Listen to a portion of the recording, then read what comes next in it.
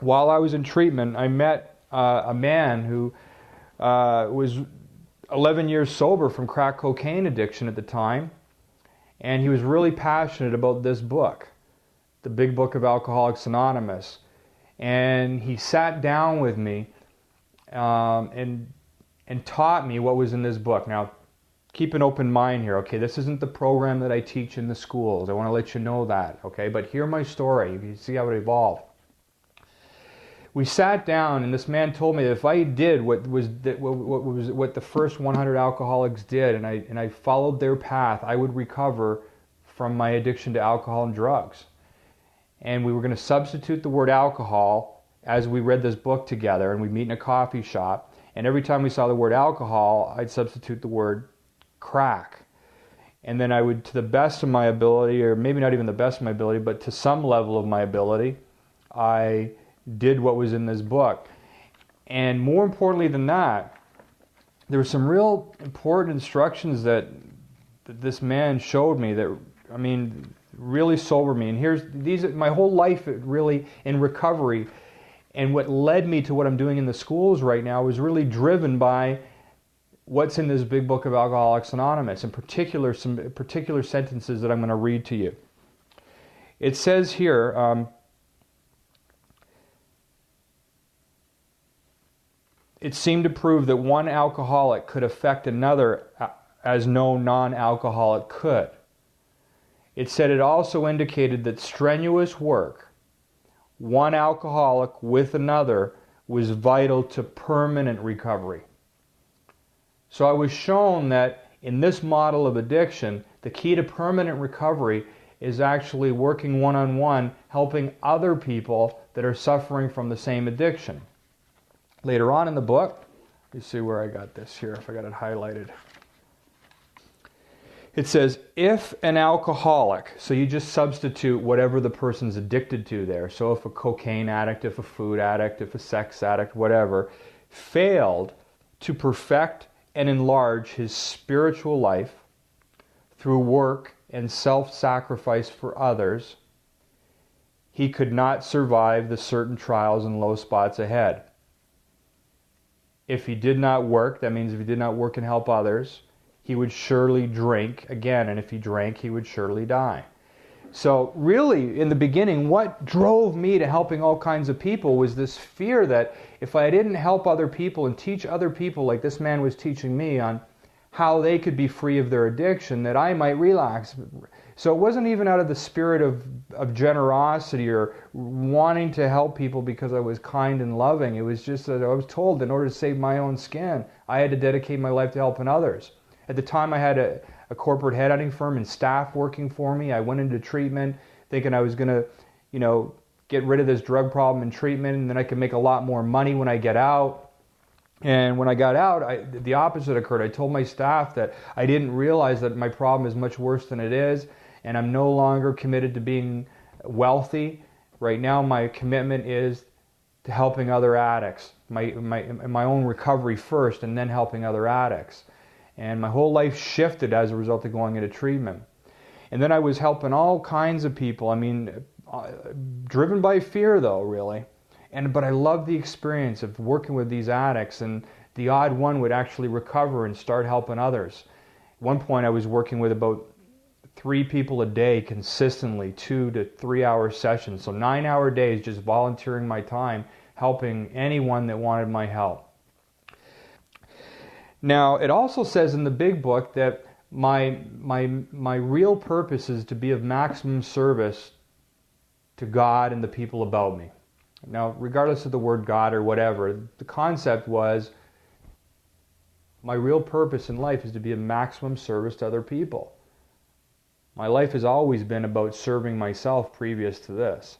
So, in the spirit of being of maximum service to other people, I started reading ferociously and learning from and studying from people that had different views on addiction that I had. In fact, I even sought out people like Dr. Stanton Peele's books, this one and The Truth About Addiction, people that had viewpoints that were contrary to everything I learned. I thought to be of maximum service, I had to be open-minded and willing enough to Look at other viewpoints on addiction that might serve people, that I could help people that maybe aren't gravitated to the 12-step model.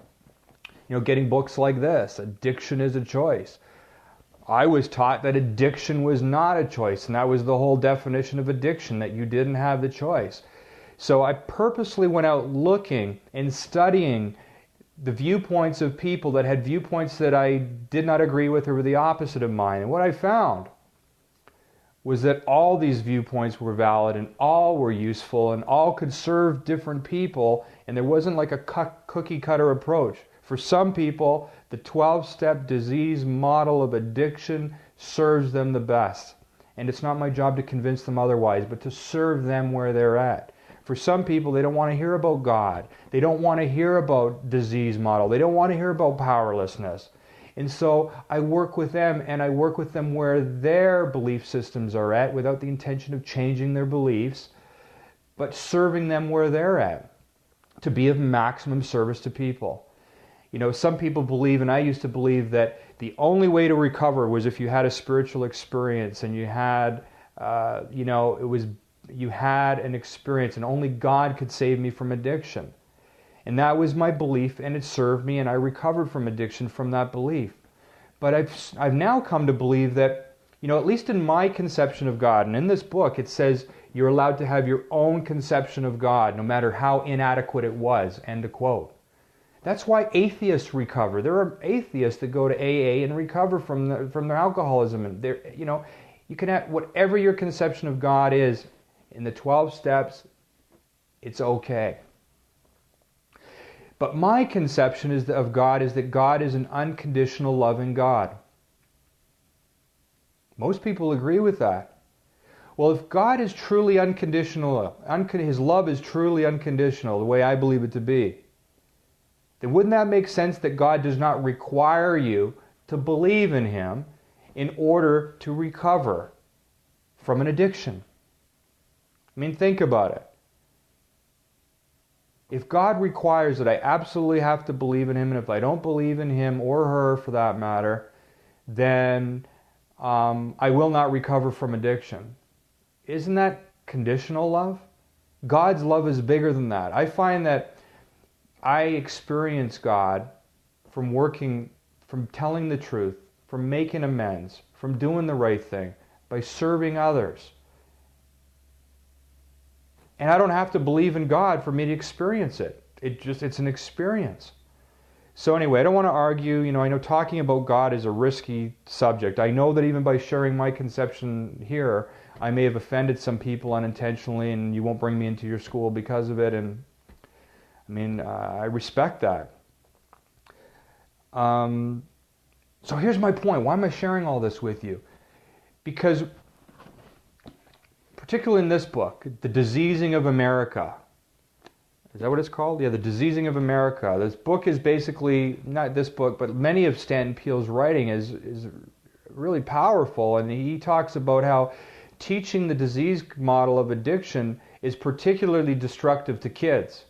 In other words, teaching powerlessness, teaching hopelessness can become a self-fulfilling prophecy for kids. So what I've done basically is I've created a program that is based on my experience and which doesn't teach powerlessness, nor does it not teach it. Doesn't teach God, religion, and spirituality, nor does it not teach it. In other words, it's aligned with everything. I found a way to really basically language the core character education concepts, as well as health and nutrition and healthy habits, and everything that I've learned that I've applied in my own life that has caused me to recover of so many numerous addictions. And if you look on my website, you'll see profound results that the program has resulted in from different teachers, educators, principals, etc. So I guess, the bottom line is my background doesn't matter in a way. The program works.